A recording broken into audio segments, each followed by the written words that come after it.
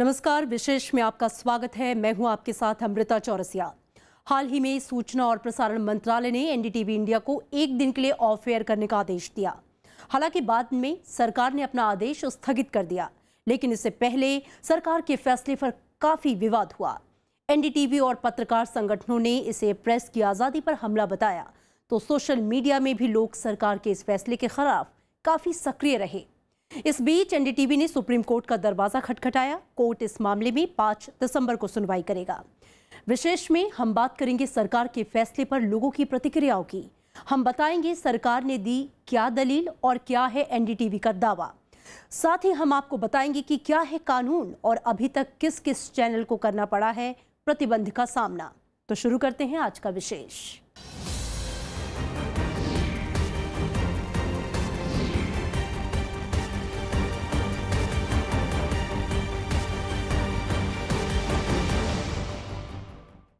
NDTV के Hindi channel पर एक दिन का बैन लगाने पर सरकार को चौतरफा आलोचना का सामना करना पड़ा। हालांकि इस आदेश को सूचना और प्रसारण मंत्रालय ने स्थगित कर दिया है, लेकिन इस बहाने प्रेस की आजादी एक बार फिर से सवालों के घेरे में आई। लोगों ने सरकार की मंशा पर सवाल उठाए, तो सुरक्षा से जुड़े मामलों की कवरेज को लेकर भी नियम तय करने की बात हुई।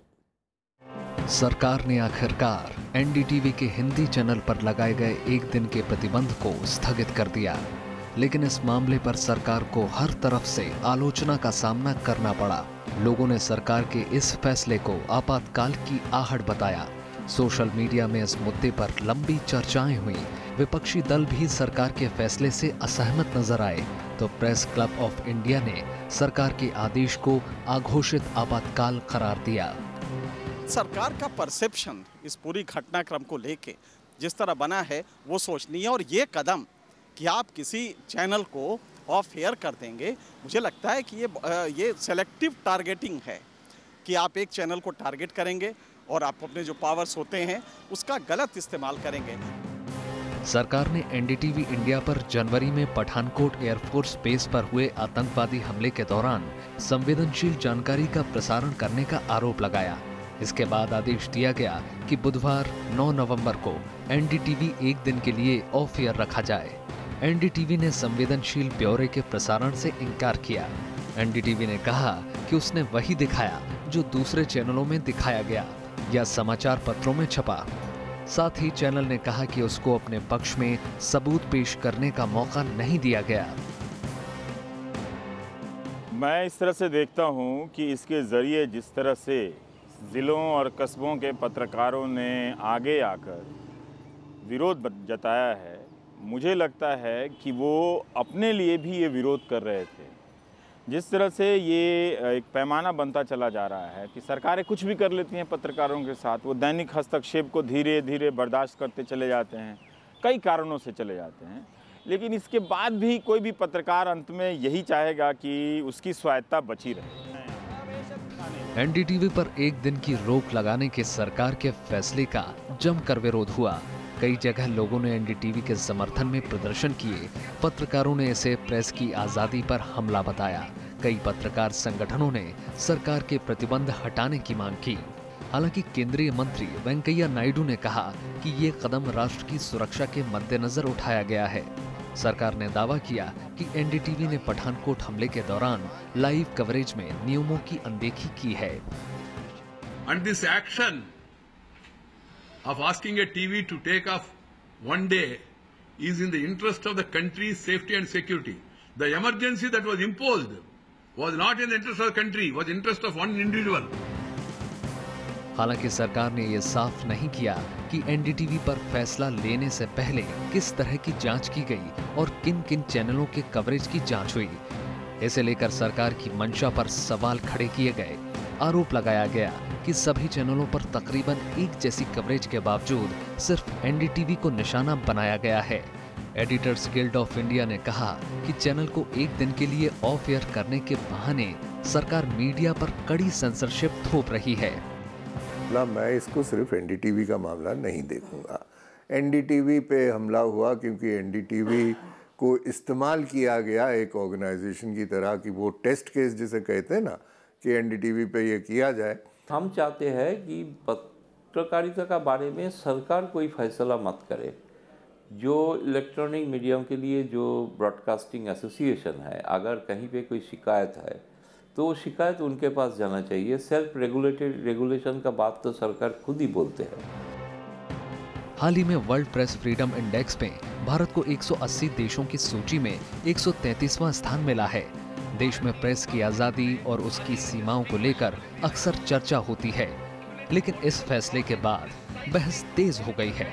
फैसले के कानूनी पहलू पर अदालत में चर्चा हो सकती है, लेकिन अभिव्यक्ति की आजादी के लिहाज से ये अच्छा संकेत नहीं है। ऐसे समय में जब मीडिया खुद निष्पक्ष रिपोर्टिंग को लेकर सवालों के घेरे में है, मीडिया की आवाज पर पहरेदारी का समर्थन नहीं किया जा सकता।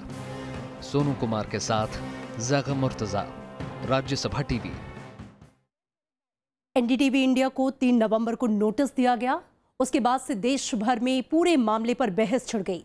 कई जगहों पर प्रदर्शन हुआ और कई तरह की राय सामने आई। कुछ लोग इसे कानूनी मामला मान रहे हैं, तो कुछ लोगों का कहना है कि एनडीटीवी पर कार्रवाई राजनीति से प्रेरित है। आइए देखते हैं इस मामले में कानूनी पहलू क्या है।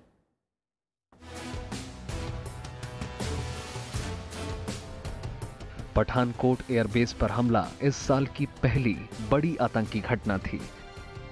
पूरे देश में सनसनी मच गई, तो देश के तमाम चैनल रिपोर्टिंग करने घटनास्थल पर पहुंच गए।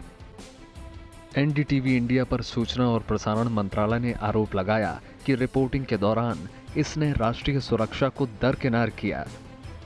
चैनल को cable television networks regulation act 1995 के तहत नोटिस दिया गया। इस अधिनियम के तहत साल 2000 में किसी भी चैनल के प्रसारण को रोकने की शक्ति सरकार को मिली। अधिनियम की धारा 20(3) के तहत कोई चैनल अगर धारा 5 या 6 का उल्लंघन करता है तो उस पर कार्रवाई हो सकती है। मंत्रालय ने कहा कि एनडीटीवी इंडिया ने धारा 6(1)(p) का उल्लंघन किया है। केबल नेटवर्क की 6(1)(p) के मुताबिक जब तक आतंकवादियों के खिलाफ ऑपरेशन पूरा नहीं हो जाता, तब तक इसका लाइव कवरेज नहीं किया जा सकता। केबल टेलीविजन नेटवर्क रूल्स 1994 में पिछले साल उपधारा 6(1)(p) जोड़ी गई। मार्च 2015 से ये लागू है। नवंबर 2008 से लेकर मार्च 2015 के बीच सरकार ने टीवी चैनलों को ऐसे मामलों की रिपोर्टिंग से जुड़े 8 परामर्श पत्र जारी किए। केंद्र सरकार ने एनडीटीवी पर बैन के पक्ष में इसी धारा की दलील पेश की। सरकार ने कहा कि उसने कानून के मुताबिक कार्रवाई की है। ये सेल्फ रेगुलेशन का बात तो सरकार खुद ही बोलते हैं, लेकिन सरकार क्यों डिसाइड करते हैं? सरकार के पास एक आर्गुमेंट है कि पुराना केबल एक्ट को संशोधन किया गया था, उसी के तहत वो कर रहा है। अगर वो किया गया था, ये सरकार अगर चाहते हैं पत्रकारिता का फ्रीडम रहे और फ्रीडम ऑफ एक्सप्रेशन रहे, जो हमारा कॉन्स्टिट्यूशन में दिया गया है, इसके लिए ये सरकार से हमें उम्मीद है कि ये सरकार पत्रकारिता का जो फ्रीडम उसको देखते हुए ये केबल एक्ट के तहत ये कोई कार्रवाई ना करे। हालांकि 3 नवंबर को नोटिस जारी होने के बाद से ही इस पर कई सवाल उठे। एनडीटीवी ने कहा कि रिपोर्टिंग के दौरान जो तथ्य प्रसारित किए गए वो पहले से सार्वजनिक थे। ऐसी ही रिपोर्टिंग कई टीवी चैनलों और अखबारों ने की। एनडीटीवी ने कहा कि उसने major general Dushyant Singh, air officer commanding JS Dhuman और ब्रिगेडियर अनुपिंदर सिंह की ब्रीफिंग के बाद से ही इस जानकारी को ऑन एयर किया। एनडीटीवी ने यह भी कहा कि इस मामले में सरकार ने उसे अलग से चिन्हित कर कार्रवाई की, जबकि काफी चैनलों ने भी इसी तरह की रिपोर्टिंग की। पठानकोट को छोड़ दें तो भी कई चैनलों पर आतंकी घटनाओं की लाइव कवरेज का सिलसिला जारी है। एनडीटीवी के कॉरेस्पॉन्डेंट ने पठानकोट के हमले में कुछ एक पीस टू कैमरा किया था। उसमें ये जो कमेटी बनाई है सरकार ने, ब्यूरोक्रेट्स की कमेटी, उनका ये कहना था कि ये नेशनल इंटरेस्ट के खिलाफ है और उसी लिए ये 1 दिन का बैन लगाया गया। पर ये एक टेस्ट केस था कि जर्नलिस्टों पे उनके आवाज़ को कैसे बंद किया जाए, उसके लिए ये केस किया गया। पर इसमें क्योंकि एक बहुत अच्छी बात है, जर्नलिस्ट एक साथ हो गए, एकजुट हो गए, तो ये चल नहीं पाया आगे। पठानकोट मामले में एनडीटीवी की इस रिपोर्ट पर सरकार ने नोटिस दिया, लेकिन उस दौरान कई चैनलों पर इस तरह की लाइव कवरेज देखी गई। इसलिए पत्रकारों का एक तबका ये सवाल उठा रहा है कि एनडीटीवी पर दूसरी वजहों से नाराजगी के चलते ये कार्रवाई की गई।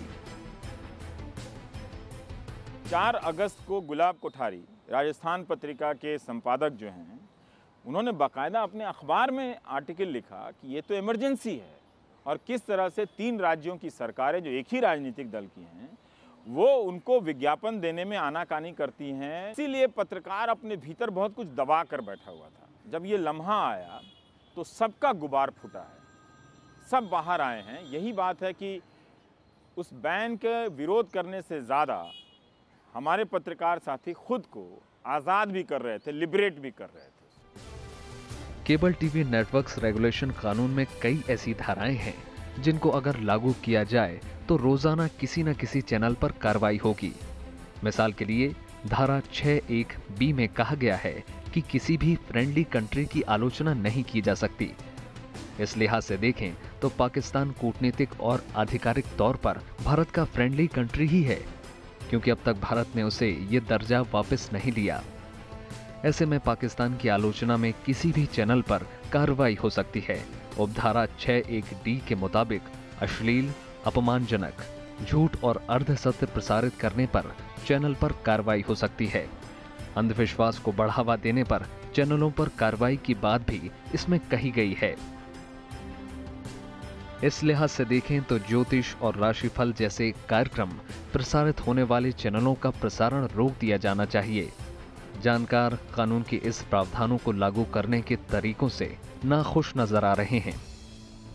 उन्होंने ये भी कहा कि इंटरमिनिस्ट्रियल जो कमेटी है, जो ब्यूरोक्रेट का कमेटी है, उन्होंने उनका बात सुनाई भी नहीं। उन्होंने बोलने का कोशिश किया लेकिन सुनाई भी नहीं। उनको लगा कि ये पहले से ही प्री डिसाइडेड माइंड लेके आए थे कि हम कार्रवाई करेंगे ही।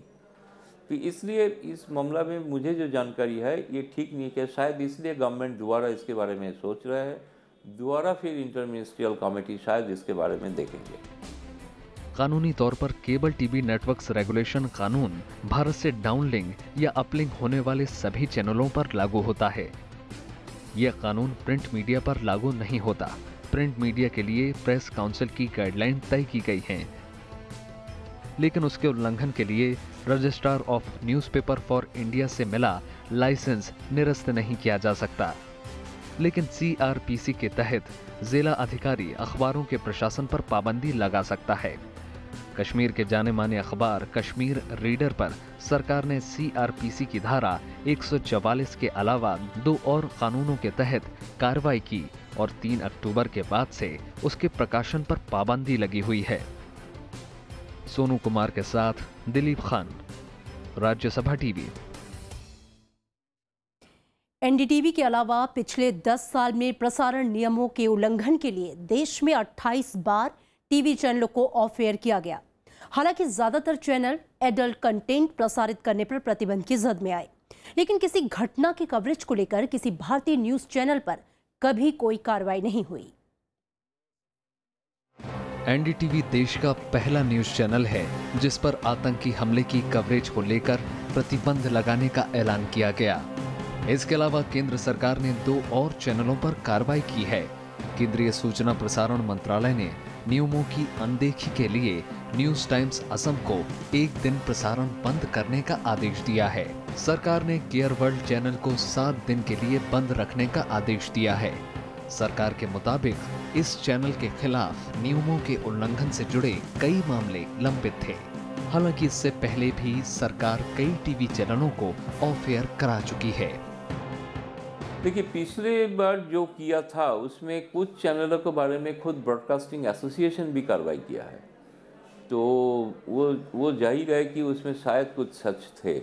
लेकिन फिर भी इस बार जो हुआ है ये लगता है कि थोड़ा सा सरकार का कोई प्रायोजित मन से ही किया है। वो एनडीटीवी को ही करने के लिए किया है, लेकिन इसके लिए शायद मुझे लग रहा है कि शायद वो टेस्ट करना चाहते थे, अगर देखते हैं क्या रिएक्शन होता है।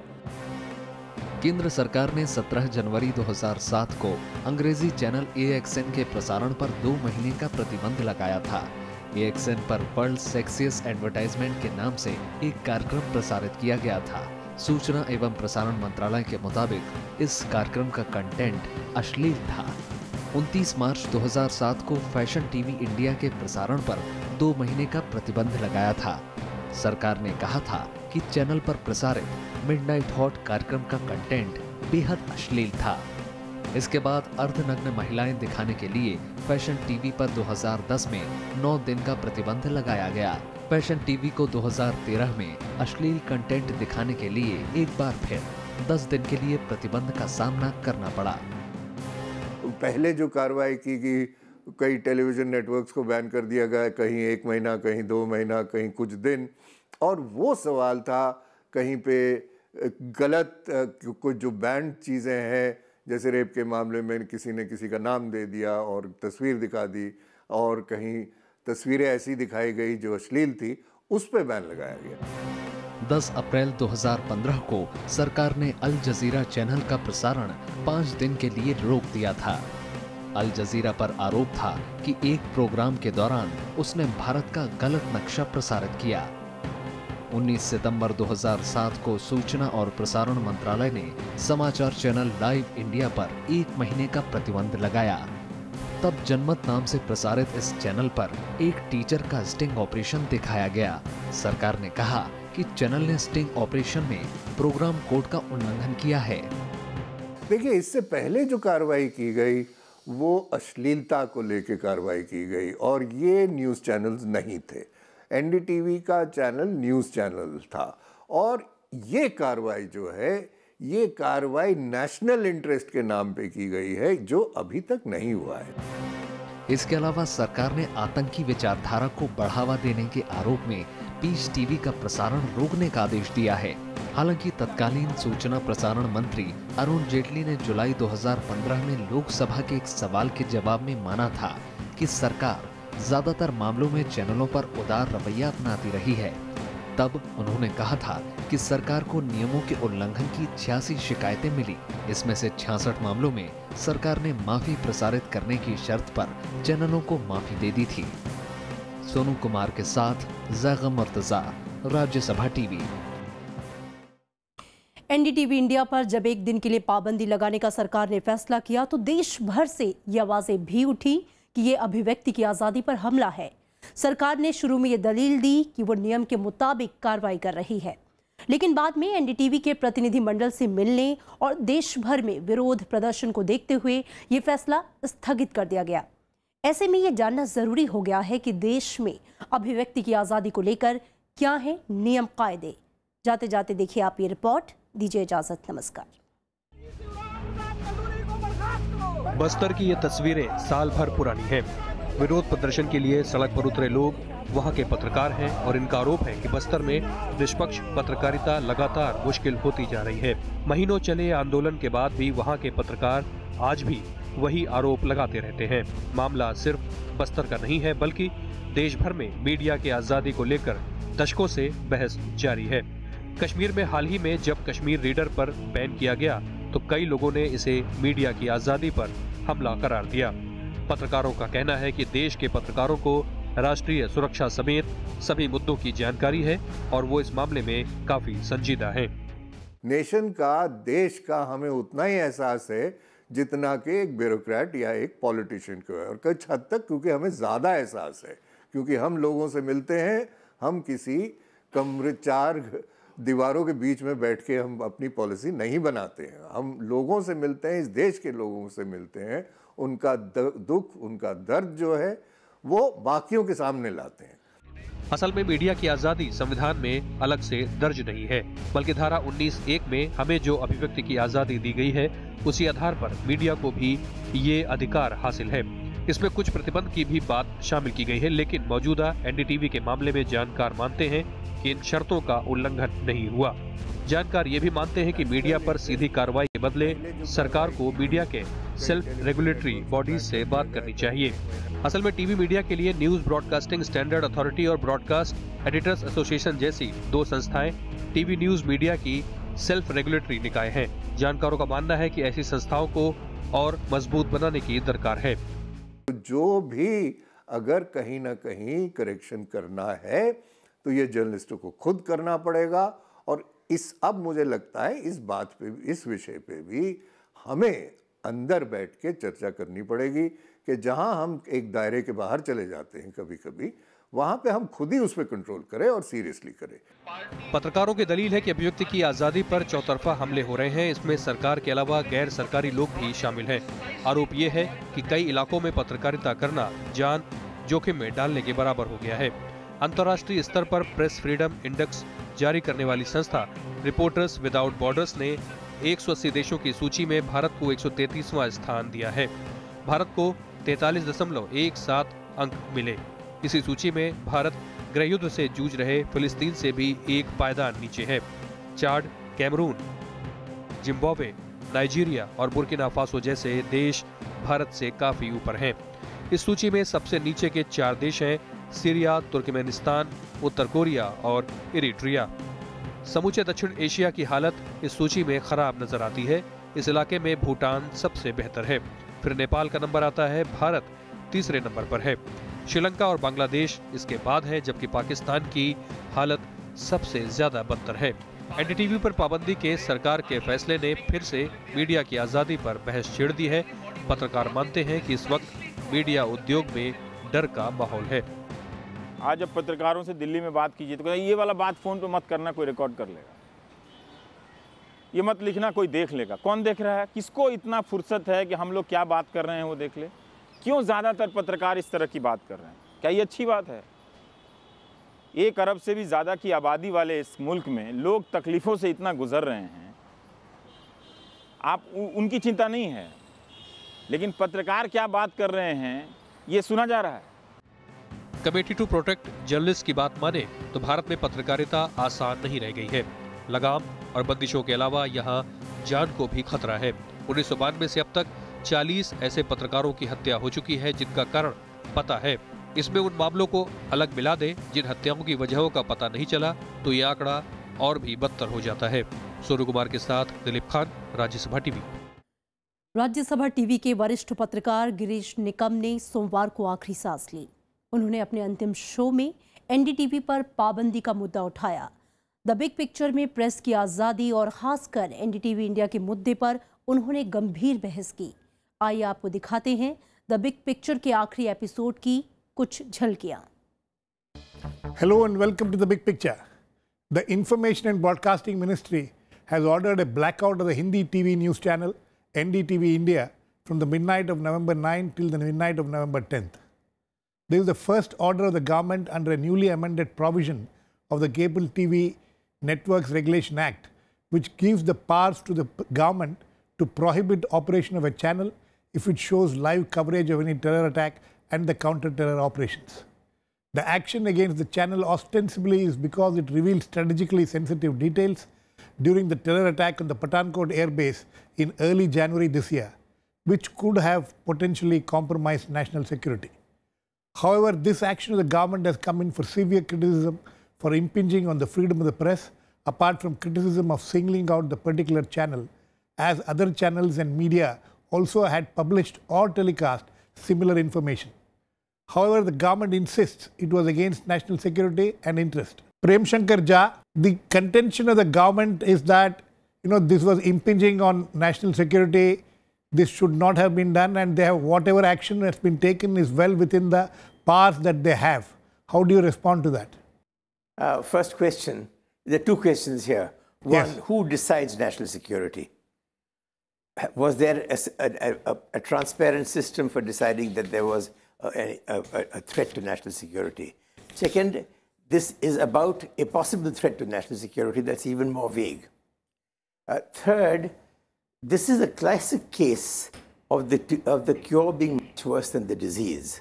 And given that you're dealing with a bureaucracy that has not showed much regard for the law so far, it is an invitation to allow every one of its 50 or 70 ministers in 50 departments and 70 ministers to start banning people at the drop of a hat, saying it's a threat to national security. Who decides national security? Well, I think it's the government of the day that takes the call on whether national security has been breached or not, or whether an issue is in the country's interest, national interest, security interest. But a interministerial committee of the INB ministry, you think has the ability to decide what is national security? No, I don't think it should be an interministerial committee. It should be a committee that comprises people who are responsible, including from the journalists fraternity and maybe a couple of prominent politicians or prominent people. How do you respond to it? Mr. Ranade says the government of the day needs to take that call, and it has taken the call. Well, they can take the call on what constitutes and what compromises national security. But surely they cannot take the call on what to report and what not to report. The only crime that NDTV has been accused of is reporting information which was in the public domain. They are not claiming that they are the custodians of national security. Okay, surely it is the government of India which is the custodian of national security.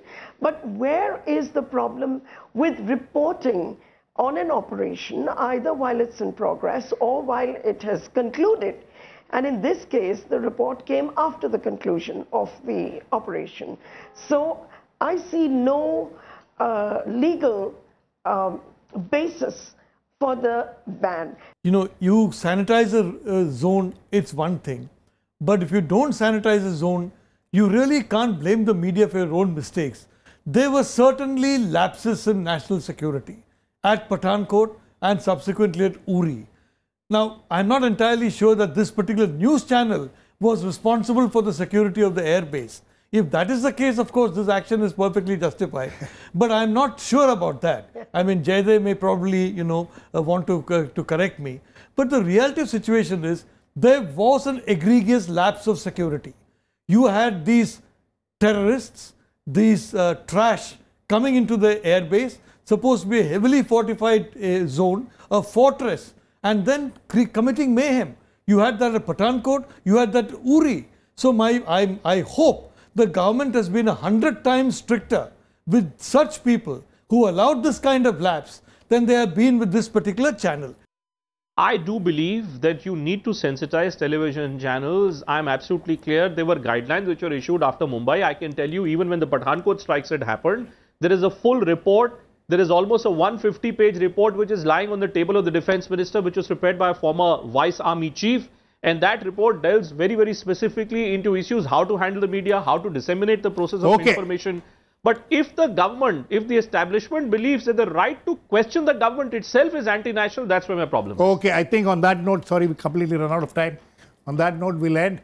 We'll wait and watch how this whole issue will progress. Now that the NDTV India has gone to the Supreme Court, the Supreme Court will have to look into this matter. Thanks to all my guests. Please keep watching. We'll come back with another issue, The Big Picture, same time tomorrow.